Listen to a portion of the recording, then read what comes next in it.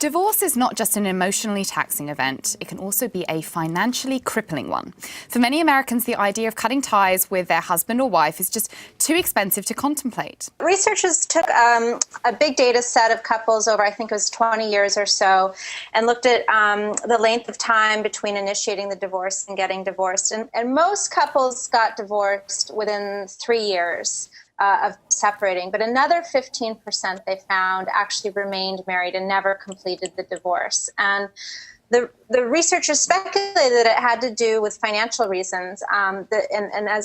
When they drilled down into the data, they found that it was mostly lower income families that didn't complete the divorce.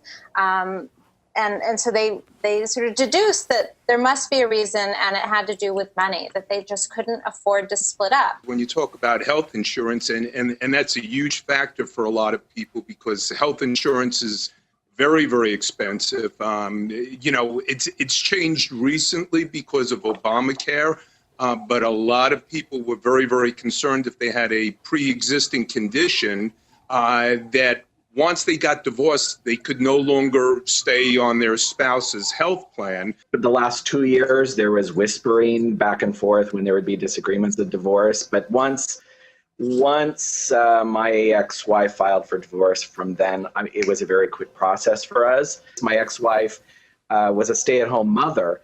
And even after divorce, I was expected to maintain that. There was very little that she was going to be working, and there was very little expectation on that side. So in some ways it was a relief because then my kids, I didn't have to worry about daycare. When the kids were with me, she provided it. But on the other side of it, it was incredibly burdensome to have to provide that much child support. The way I approach working with people going through divorce is to try to explain to them that there are huge emotions that come up with divorce, and we can use the energy inside those huge emotions to destroy our lives or to create the new life that we're looking for. My divorce, the actual divorce itself, actually went pretty smoothly.